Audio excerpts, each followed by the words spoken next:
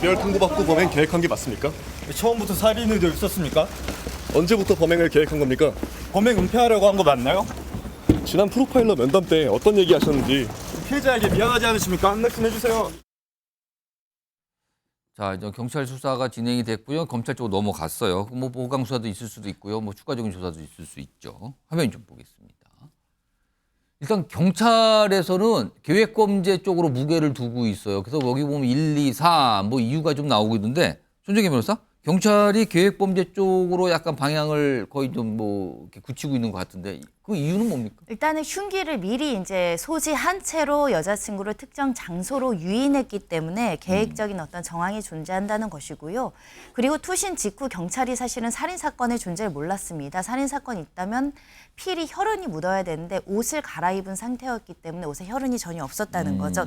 즉 본인이 옷을 갈아입을 옷까지 챙겼을 정도로 이것은 이런 계획이 존재했다는 걸 보여주는 것이기 때문에 예. 계획범죄라고 봐야 되는데 또 엉성한 것은 보통의 계획범죄는 도주로를 만들거든요. 어떻게 도망갈 것인지까지 고려를 하는데 이 사건은 실제 범행 이후에 자신도 이제 투신할 것인가지가 계획이었는지 아니면 일단 분노 감정에서 계획적으로 살인을 하더라도 미처 도망갈 여러 가지 계획은 세워주지 않은 것인지 이런 것들을 추가적으로 조사해야 될 것 같습니다. 만약에 계획범죄와 우발범죄 판단을 해봐야 되잖아요. 근데 우발범죄라면은 처벌에 큰 차이가 납니까? 우발범죄와 계획범죄는 살인이라는 어떤 중대한 결과를 야기했기 때문에 중형은 불가피합니다. 다만 계획적으로 이렇게 철저하게 사람을 해치려고 포기하지 않고 실행에 나아갔다는 점에 대해서는 비난 가능성이 더 높기 때문에 양형 기준상 보통 5년에서 10년 정도 양형 차이가 날 수 있고 특히 재범 우려 가능성과 관련해서도 그 중요한 요소의 판단이 되기 때문에 가중되냐 아니면 참작할 사유가 있는 점에 있어서는 굉장히 차이가 있을 수 있습니다. 자, 이 의대생, 이 피의자에 대해서 지금 뭐 사이코패스 검사 뭘 한다, 뭐 이런 얘기가 나오는데 아직까지 안 했나 본데요. 화면 좀 보겠습니다. 지금 이게 이제 교제 살해 의대생 오늘 사이코패스 검사 예정이라는데 아직까지 뭐 소식은 없네요. 했는지. 그리고 뭐 앞서서 한다 그랬는데 이게 안 됐거든요.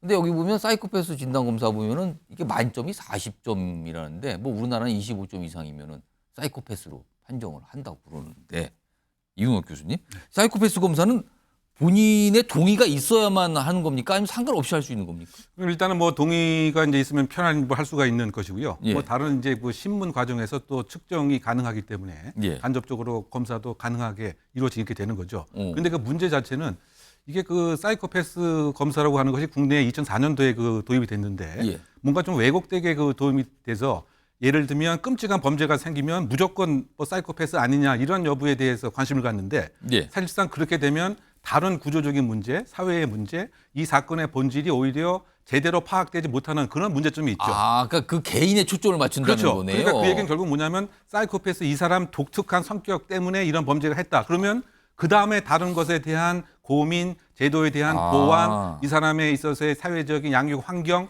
등을 물어볼 기회 자체가 없어지게 돼서 사실은 이것은 사실상 그 우리나라에서 좀 왜곡돼서 지금 진행되고 있는 것이고요. 꼭 바람직한 것은 아니라고 봐야 될 것으로 저는 생각합니다.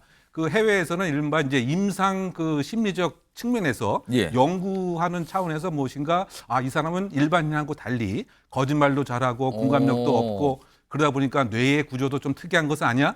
이런 이제 임상적 목적은 있지만 지금 사이코패스라고 하는 것이 사이코패스면 어떻고 사이코패스가 아니면 어떠냐? 우리나라는 강력범죄의 경우 이렇게 적용을 그렇죠. 합니까?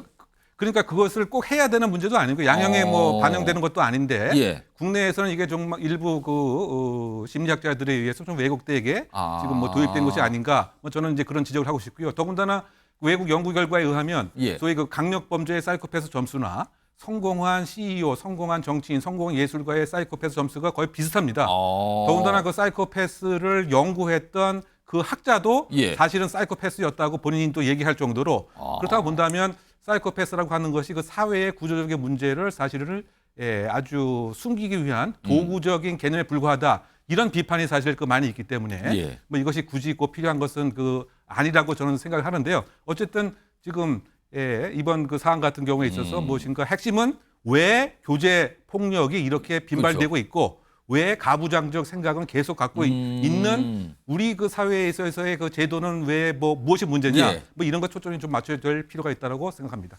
앞서서도 강력 범죄를 저지른 인물들에 대해서 이 검사를 좀 했다 그러죠? 화면 좀 보겠습니다. 어떤 인물들이 검사를 하는 거죠? 여기 보면 아까 만점이 40점 아니었습니까? 근데 여기 보면 뭐 27점, 30, 유영철은 38점이나 나왔네요, 지금. 거의 만점에 가까운 점수이다라는 평가를 받았던 사람이고요. 연쇄 살인범 유영철이라든가 강호순이 굉장히 높은 점수로 사이코패스 점수가 나왔습니다.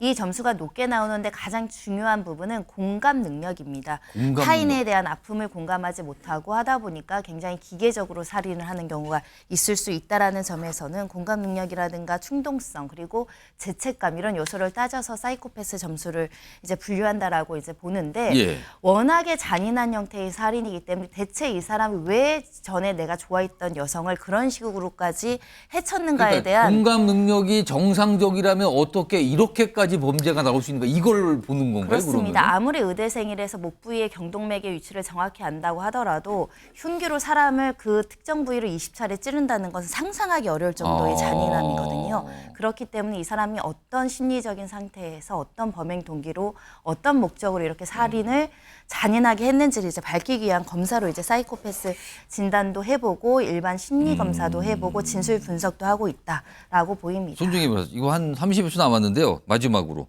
사이코패스 판정을 받으면 이게 양형에 뭐 영향을 줍니까? 양형보다는 이제 재범 가능성이 굉장히 높은 사람이다라고 분류돼서 사실상 이제 양형에 불리하게 작용할 요소가 있고요.